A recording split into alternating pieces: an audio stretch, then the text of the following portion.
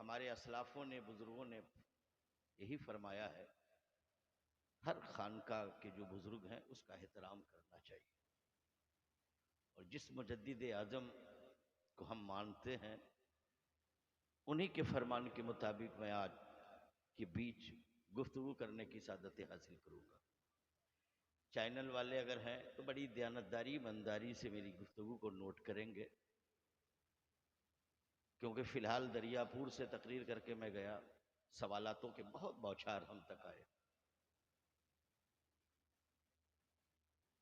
मैंने सबको हल कर लिया। ये कोई ज़रूरी नहीं कि ये मालदा में तकरीर करने से मेरा काम चलता है, नहीं। आपकी दुआओं से 10 मुल्कों में मेरा खिताब हो रहा है। अभी कटरा शरीफ से मैं आ रहा हूँ। आज दुल्हा मियाँ का उर्स है और दुल्हा मियाँ के उर्स में बोलकर मैं आपकी खिदमत में आया। और आज 3 मुक़द्दस हस्तियों का उर्स है। मीरान कटरा शरीफ, हुजूर दुल्हा मियाँ का उर्स, कछौछा मुक़द्दसा हुजूर मखदूम अशरफ का उर्स, और नागपुर बाबा ताजुद्दीन का उर्स। कई उर्स आज हैं। कितनी रहमत नूर की रात है और रहमत नूर की बरसात है। और अल्हम्दुलिल्लाह तीनों फातिमा के शहजादे की आज तारीख है। जिस उर्स में आप बैठे हैं, बहादुरपुर के चंद नौजवान और ये दुल्हा मियाँ के उर्स को मना रहे हैं और हम सबको इसी में शामिल कर रहे हैं। ग्रामीय कदर गुलाम यजदानी और उसके साथ जितने नौजवान हैं वो सब मुबारकबाद हैं। मुल्क और बैरून मुल्क से गुलामान कलीमी रोज़े दुल्हा मियाँ तक पहुँचे हुए हैं, अपनी फरियाद पेश कर रहे हैं। आप ना जा सके, आप यहीं से उन्हें आवाज़ लगा रहे हैं। उनकी ज़िक्र व अस्कार की महफिल को संवारा है। अल्लाह ताला हम सबको बुजुर्गों के सदक़े में सबको संवार दे। इस वक्त हम जिस मुल्क में रह रहे हैं, मुल्क में अमन व अमान की ज़रूरत है। हालात बद से बदतर होते जा रहा है। हमें भी गौर करना होगा और इस पे सोच समझकर कदम उठाना होगा। बड़ी तेजी से मैं आपकी अदालत में आना चाहता हूँ। मैंने जो आयत करीमा तिलावत की है, फ़ज़्कुरूनी अज़्कुरकुम, गौर करें। बहुत पाकीज़ा महफिल है और इस महफिल की जो निस्बत है एक सैयद ज़ादे से है। हमारी निस्बत दुल्हा मियाँ से है और दुल्हा मियाँ की निस्बत किससे है? फातिमतु ज़ोहरा से है, मौलाए कायनात से है, हसनैन करीमैन नय्यरैन से है। सोचिए, निस्बत आपकी दुल्हा मियाँ से और दुल्हा मियाँ की निस्बत देख ली। और निस्बत से ही इंसान मकाम पाता है, मुमताज़ हासिल कर लेता है। आज आप बहुत ही खुश नसीब हैं कि आप घर बैठे बैठे अपने पीर को याद किया है। उसकी महफिल में हम और आप आए हैं। मैं दुआ करता हूं कि अल्लाह तबारक व तआला हमारी और आपकी हाजिरी को कबूल फरमाए। अजीज़ान मिल्लत इस्लामिया, फ़ज़्कुरूनी अज़्कुरकुम, तर्जमे कुरान को आप पढ़ते चले जाइए, देखते चले जाइए। जो भी तर्जमे कुरान है उसमें फ़ज़्कुरूनी अज़्कुरकुम का जो जिक्र, उसका तर्जमा जो मिलेगा आपको, तर्जमा यही है कि तू मुझे याद करेगा, मैं तुझे याद करूँगा। मगर जब आला हज़रत फ़ाज़िल बरेली की बारगाह में आइए और कंजुल ईमान को आप पलटिए और पढ़िए, तो फ़ज़्कुरूनी अज़्कुरकुम का तर्जमा है, तू मेरा जिक्र करेगा, मैं तेरा चर्चा करूँगा। तू मेरा जिक्र करेगा, मैं तेरा चर्चा करूँगा। पूरी जिम्मेदारी के साथ कह रहा हूँ, बहादुरपुर किराम यहाँ बैठे हैं। आखिर आप चर्चा किसका कर रहे हैं? ये सोचिए, सोचिए आप चर्चा किसका कर रहे हैं? तो आप कहेंगे मैं चर्चा दुल्हा मियाँ का करता हूँ, ये चर्चा मशरूर मियाँ का करता हूँ, चर्चा मसूद कलीमी का करता हूँ।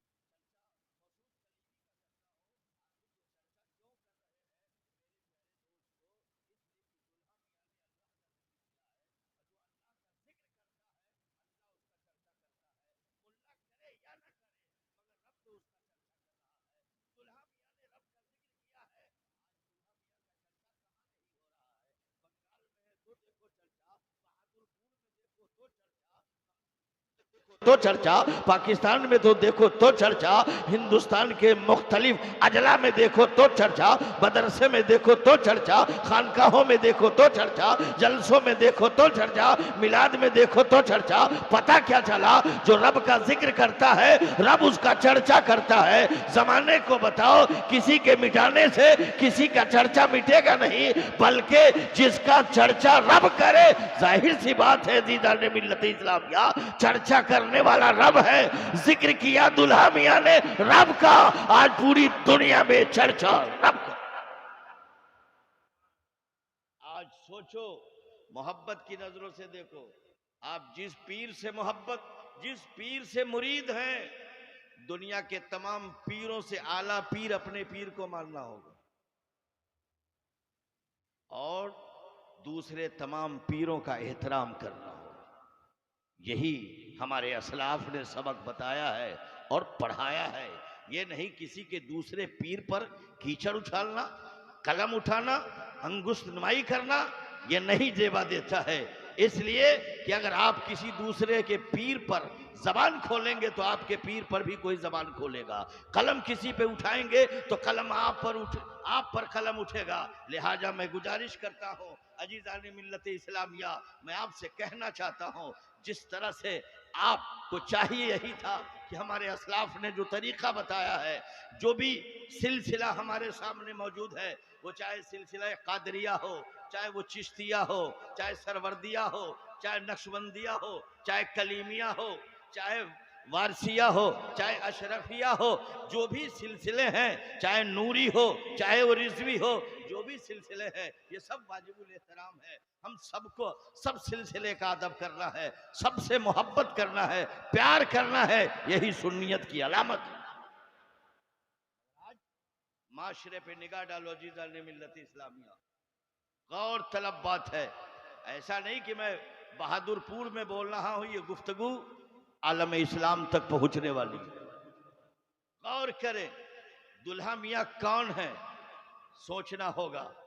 दुल्हा मियां है कौन, किस घराने से है, किस खानदान से है, किस बाप का बेटा है, किस माँ का बेटा है, उसका नाना कौन है, उसकी नानी कौन है, उसका बाप कौन है, उसकी माँ कौन है, उसकी निस्बत कहां से है।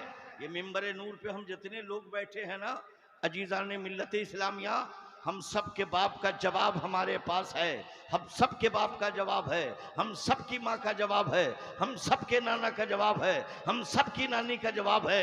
मगर दोस्तों, एक लम्हे के लिए आइए, जरा सा दुल्हा मियाँ की तारीख पलटिए, और तारीख पलटने के बाद मैं आपसे पूछना चाहता हूँ, दुल्हा मियाँ कौन है, उनकी निस्बत किससे है। तो आपको कहना पड़ेगा कि दुल्हा मियाँ कौन है, मुस्तफ़ा जाने रहमत का नवासा है, फातिमतु ज़ोहरा का शहजादा है, मौलाए कायनात का लाडला है, हसनैन करीमैन की यादगार है। पता क्या चला अजीज़ान मिल्लत इस्लामिया, हमारे बाप का जवाब है, माँ का जवाब है, खानदान का जवाब है, रिश्तेदार का जवाब है, हम जिस शहर में रह रहे हैं वो शहर का जवाब है, हम जिस मुल्क में है मुल्क का जवाब है, जिस आबादी में है उस आबादी का जवाब है। मगर मैं आपसे पूछता हूँ दोस्तों, जब मैं आपसे पूछ रहा हूँ दुल्हा मियाँ कौन है, दुल्हा मियाँ के नाना का जवाब है तो लाओ, नानी का जवाब है तो लाओ, बाबा का जवाब है तो लाओ, माँ का जवाब है तो लाओ। तो आपको कहना पड़ेगा, दुल्हा मियाँ की जब आगे की पीढ़ी देखेंगे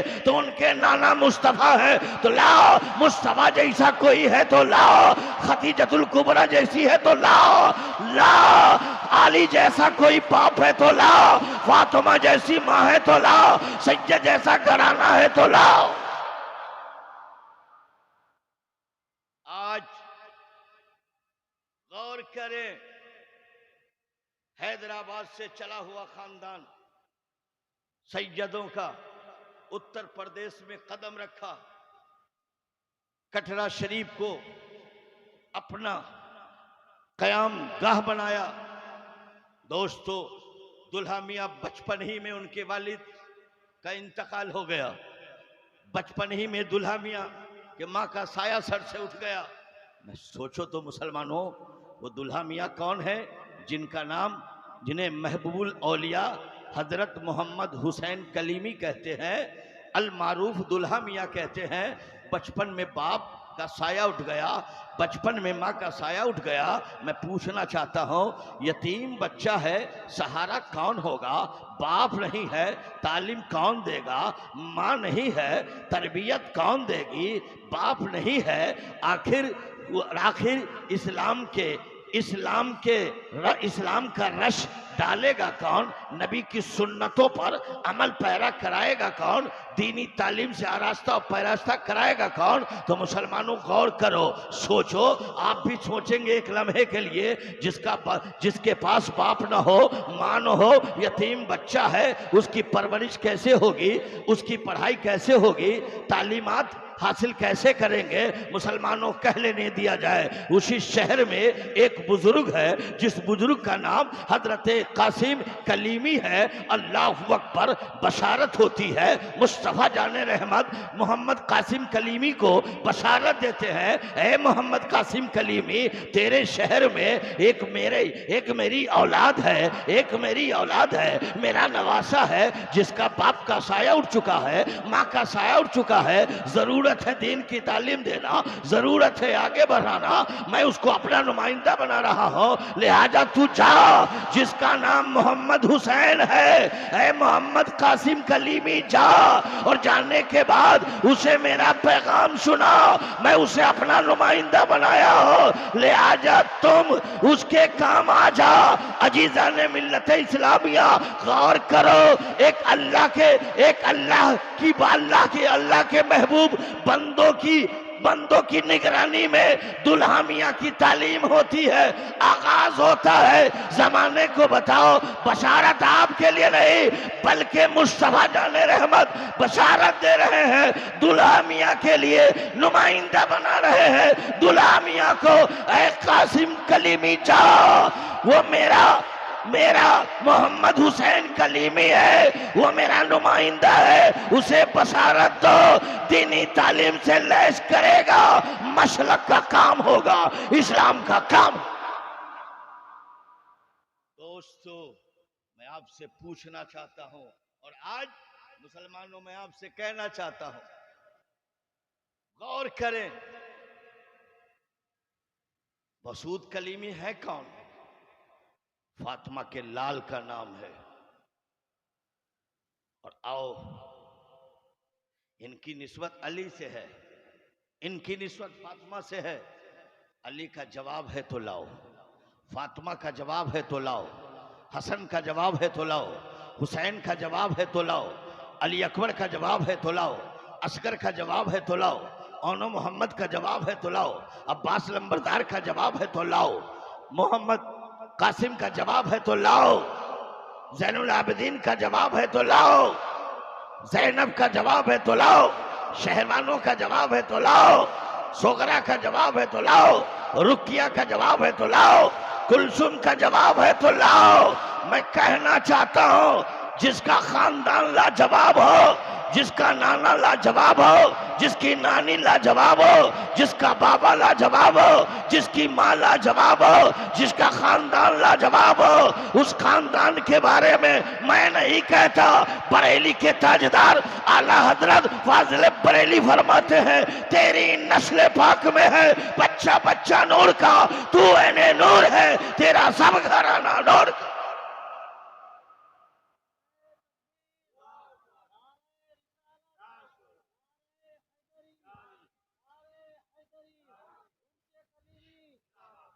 गौर करो और सोचो, आज सैयदों का जो एहतराम मैं कर रहा हूं, ये किसने हमें बताया है एहतराम करो? किसने बताया है अदब करो? आओ, जिसने बताया है, मेडिकल करके बताया, थ्योरी करके। आओ आला हजरत की बारगाह में। आला हजरत को सौदागरा से दूसरे मोहल्ला जाना है, पालकी में बैठना। आज के जमाने में 4 चक्के की गाड़ी है, उस जमाने में पालकी, जिसको कहीं मुहाफा भी बोला जाता है। आला हजरत उस पालकी में बैठे, कहां उठाया, चंद कदम चले ही थे, इमाम अहमद रजा फरमाते हैं, पालकी रोको। पालकी वाले रुक गए, कहा पालकी जमीन पे रखो। कहार ने, मजदूर ने पालकी को जमीन पे रखा। आला हजरत फाजिल बरेली फरमाते हैं, तुम में से कोई सैयद है तो बताओ, तुम में कोई सैयद है तो बताओ।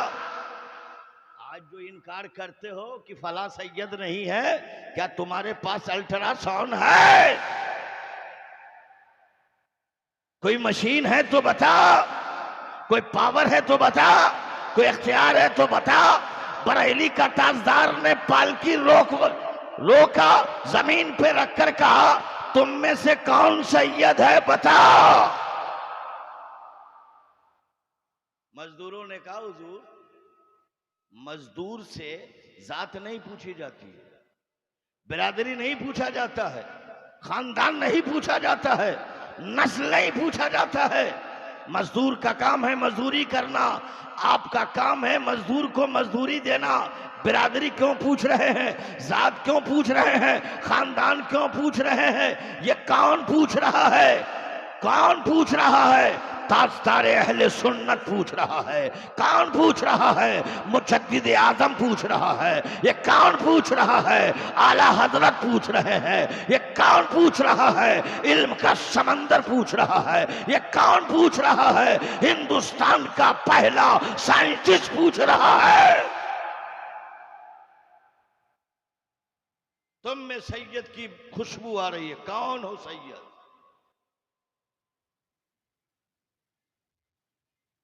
दोस्तों सब छट गए। एक पतला दुबला नौजवान खड़ा है, कहे अहमद रजा, मैं फातिमा का बेटा हूं, मैं अली का शहजादा हूं, ज़कात हम खा नहीं सकते, सैयद हूं, फितरा ले नहीं सकता, मैं सैयद हूं, खैरात खा नहीं सकता, फितरा खा नहीं सकता, सदका खा नहीं सकता, ज़कात खा नहीं सकता। मजदूरी करने की तो इजाजत है ना, मजदूरी करने का हुक्म है, तो मजदूरी करके बच्चों की परवरिश तो कर सकता हूं। खैरात मेरे लिए नहीं है, ज़कात मेरे लिए नहीं है, फितरा मेरे लिए नहीं है, सदका मेरे लिए नहीं है, मैं सैयद हूं, सैयद।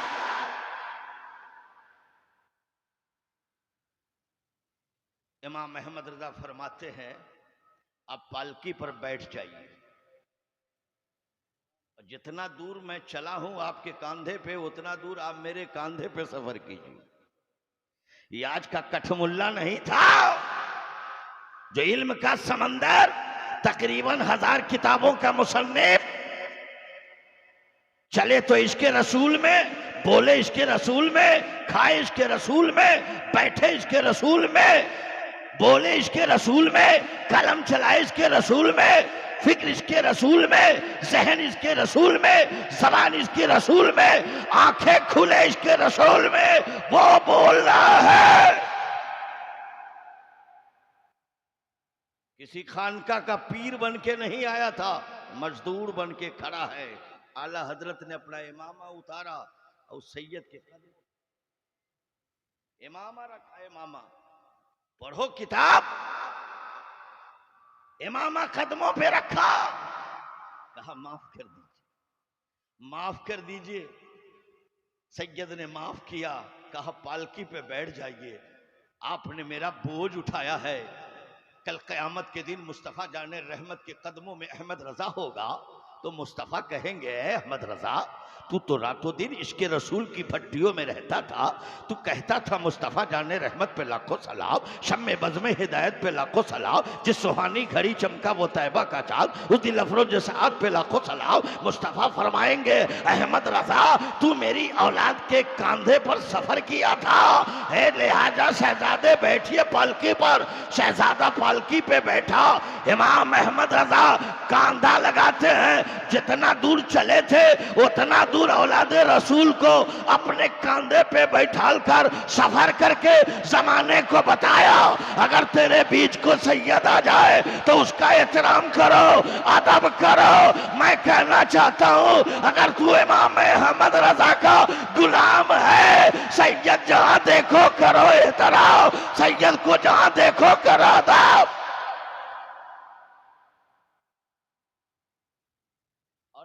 ये तो आला हजरत है। बहुत लोग सुनते होंगे मेरी तकरीर को, ये आला हजरत है, सैयद का एहतराम किया। अगर आज मसरूर कलीमी साहब आ रहे हैं और कुछ लोग तनकीद करे तो कोई बेजा नहीं है। दुल्हा मियाँ पर कोई कलम उठाए कोई हैरत की बात नहीं है। मसरूर मियाँ के बारे में चौक चौराहों पे कोई उल्टी सीधी बात करे तो फिक्र मत करना, ये तो कलम ही उठाया है ना, चैनल पे कुछ बयान ही न दिया है, तहरीरी शक्लें भी न दिया है, तलवार तो न उठाया है ना, नेजा तो न उठाया है ना। यही तो वही मसरूर है ना जिनके नाना हुसैन करबला गए, खत देकर बुलाया था ना, 7 बोरियों में खत लिखकर भेजा था ना। मैं पूछना चाहता हूं, हुसैन पर तलवार चलाने वाला कौन था? कासिम की गर्दन मारने वाला कौन था? अब्बास का बाजू काटने वाला कौन था? ओनो मोहम्मद का सर कलम करके ज़ैनब के गोद में देने वाला कौन था? शकीना को थप्पड़ मारा और उसके कान की बाली छीनने वाला कौन था? बीमार ज़ैनुल आबिदीन के जुल्फ़े अंबरी को पकड़ के रेत पर घसीटा, वो किसने घसीटा था? खेमे में आग किसने लगाया था? ज़ैनब का दुपट्टा किसने छीना था? हाथों में बेरियां किसने बांधी थी? मैं आपसे पूछना चाहता हूं, आप बोलिए, आरएसएस के लोग थे क्या? आरएसएस के लोग थे, भाजपाई थे, बजरंग दल के लोग थे, शिवसेना के लोग थे, ये कांग्रेसी थे क्या? नहीं दोस्तों, यहूदी थे। नहीं दोस्तों, ईसाई थे। नहीं दोस्तों, ये फिर कौन थे? गैर मुस्लिम थे।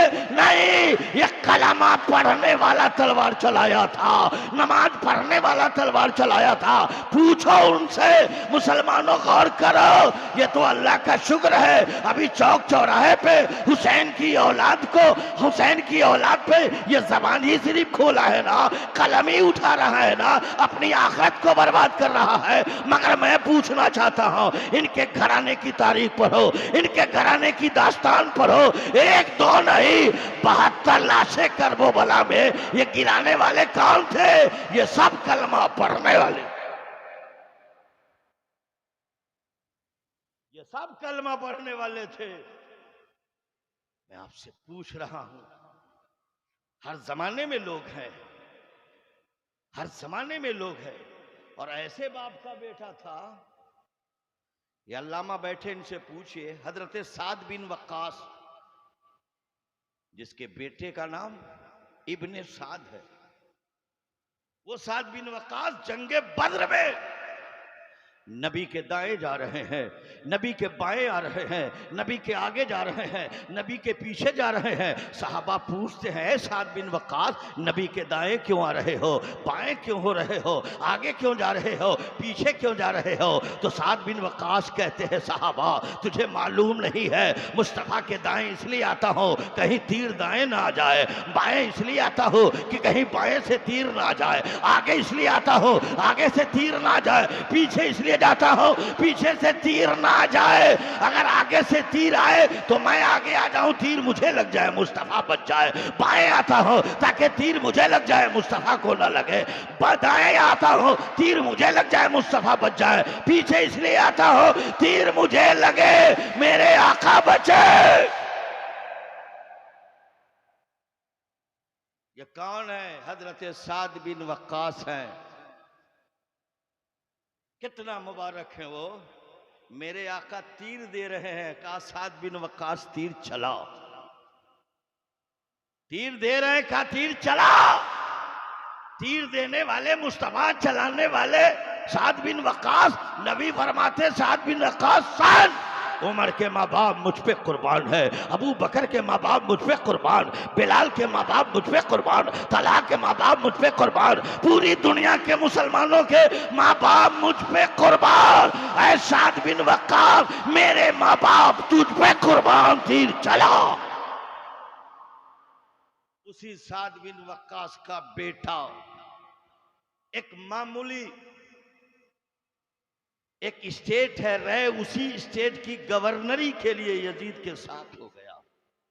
जब करबला में एक सहाबी का बेटा हुसैन को न पहचाना, नमाजी ना पहचाना, कलमा पढ़ने वाला ना पहचाना, हाजी ना पहचाना, रोजा रखने वाला ना पहचाना, जिसने मुस्तफ़ा के गोद में हुसैन को खेलते हुए देखा, कांधे पे मचलते हुए देखा, मिंबरे नूर से उतर के उसे गोद में लेते हुए देखा, सजदे की हालत में पुश्ते अनवर पे जिस बैठे हैं हुसैन, देखने वालों ने देखा है। मैं पूछना चाहता हूं, जो अजानों में जिनके नाना का नाम हो, क्या इसे मालूम नहीं है रूए जमीन पर उस वक्त इमाम हुसैन ही मुस्तफा के आखिरी नवासे थे। ये जान रहा है ये हुसैन मुस्तफा का नवासा है, ये हुसैन खतीजा का नवासा है, ये हुसैन अली का बेटा है, हुसैन फातिमा का शहजादा है। मैं पूछना चाहता हूं, जालिम कलमा का भी एहसान भूल गया, कुरान का भी एहसान भूल गया। जिस नबी के सदके में रब ने दुनिया बनाई है, उस नबी के नवासे को करबला बुलाया, तलवार से इस्तकबाल किया। मैं कहना चाहता हूं, कल हुसैन का शायर कलम किया था, आज हुसैन की औलाद पर कीचड़ उछालता है तो छोड़ दो, इन्हें उछालने दो, एक न एक रोज उसका हिसाब होगा। हमारे इमाम ने जो पैगाम दिया है, उस पैगाम के मुताबिक सैयदों के कदमों को छू।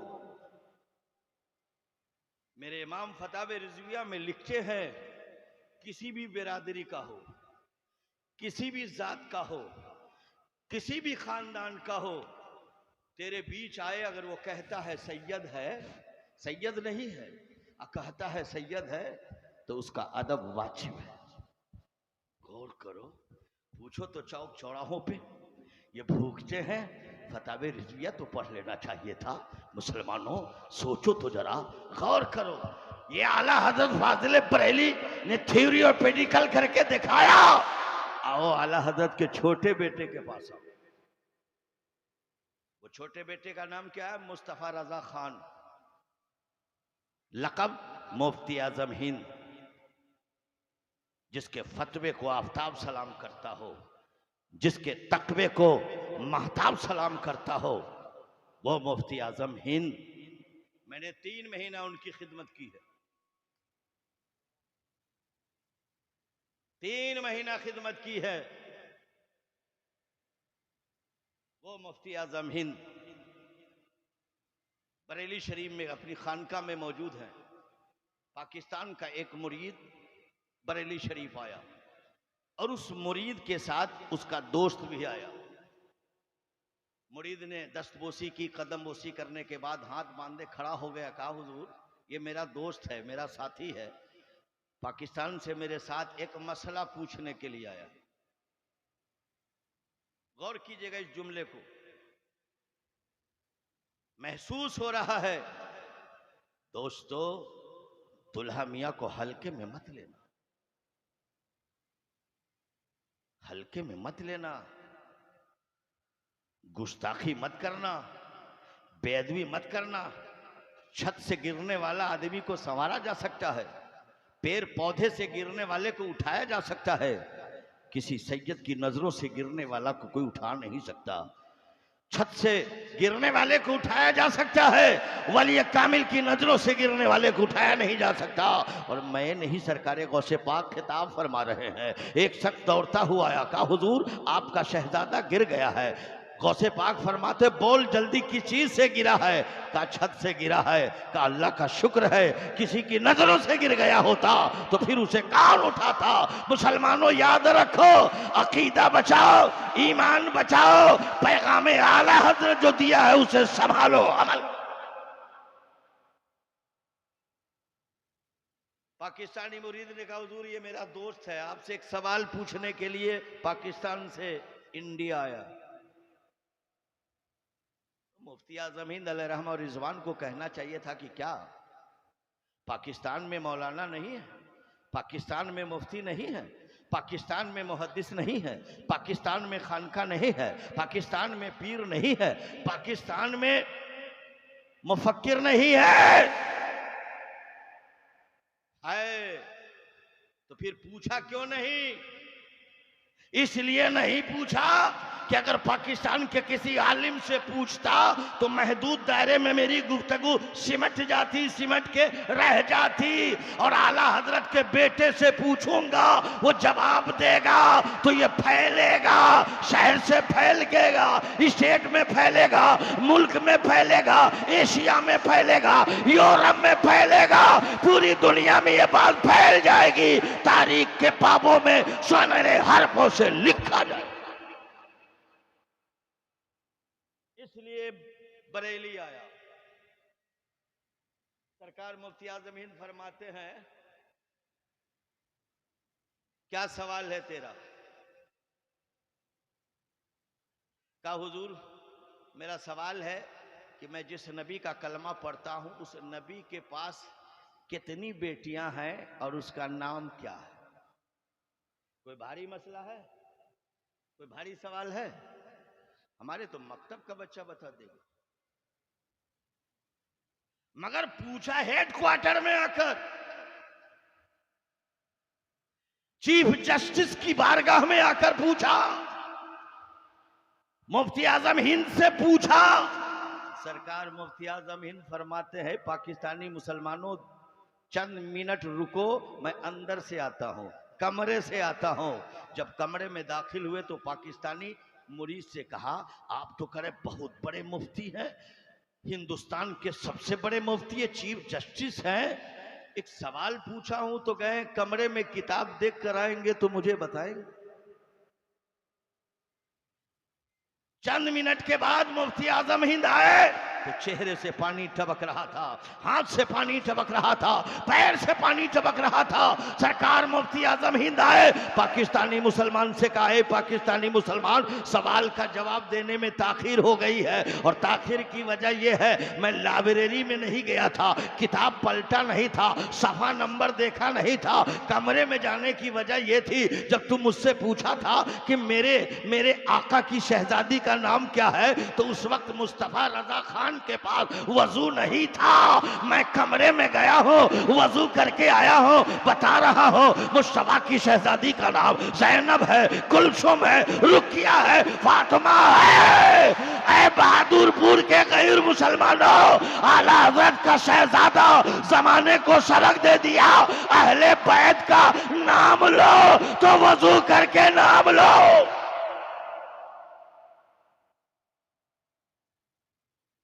तो हर सट्टे या हुसैन कह देते हो, हर सट्टे मसरूर कलीमी कह देते हो, हर सट्टे मौसूद कलीमी कह देते हो।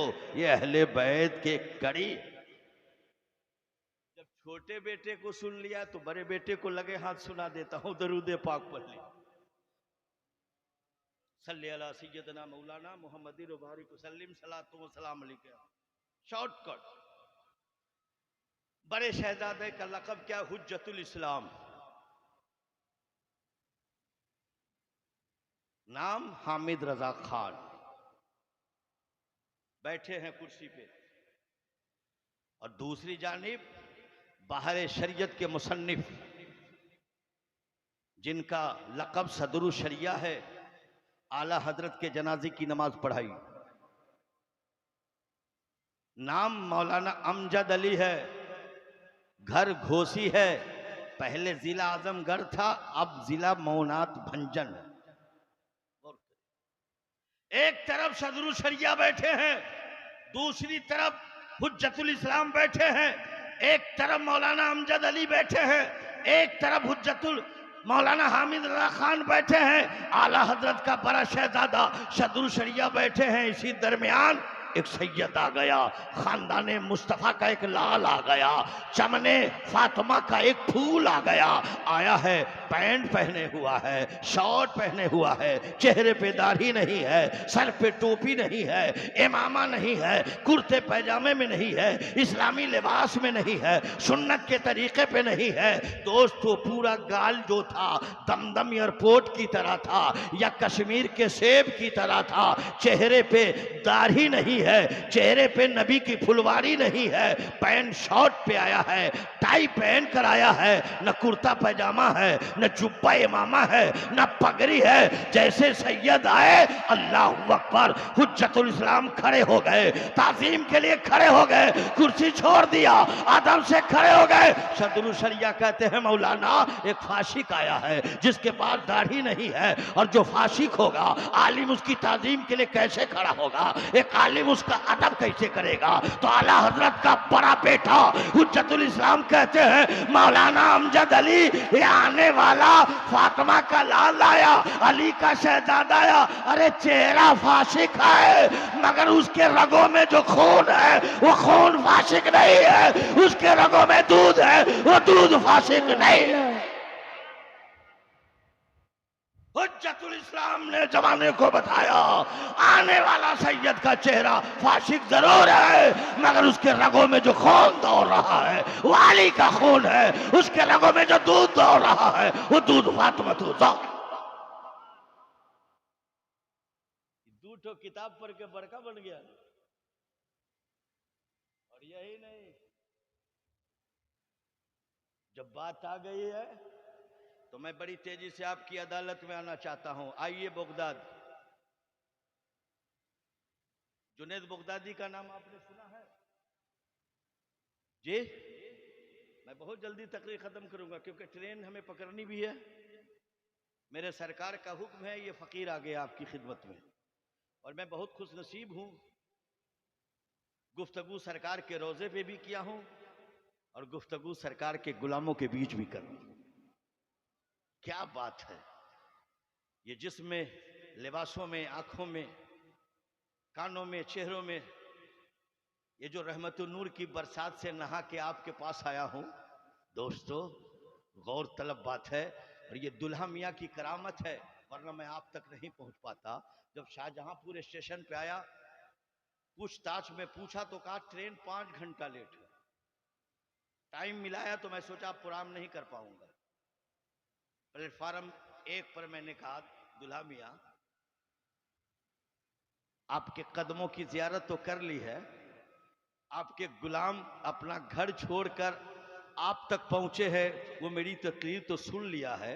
जो गुलाम आ न सका आपके यहाँ, जो गरीब मजदूर आ न सका, मगर आपसे प्यार करता है, वो आपसे मोहब्बत करता है, आपके नाम पर जीना जानता है, मरना जानता है, वो हमें बुलाया है।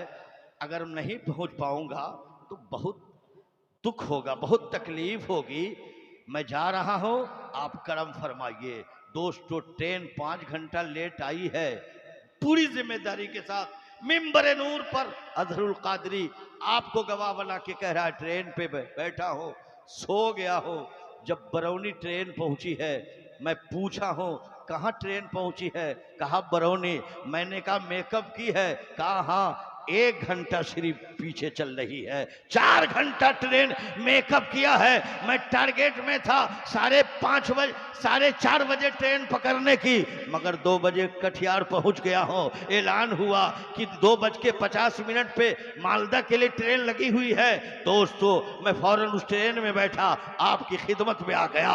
मुझे यकीन नहीं था कि आज मैं तकरीर कर पाऊंगा, मगर फरियाद दुल्हा मियां को कह दिया था कि सरकार करम फरमाइए, आपका गरीब गुलाम बहादुरपुर में मेरा इंतजार कर रहे हैं, हमें वक्त दीजिए ताकि खिताब करके उनके कल्ब को मनव्वर व मुजल्लल।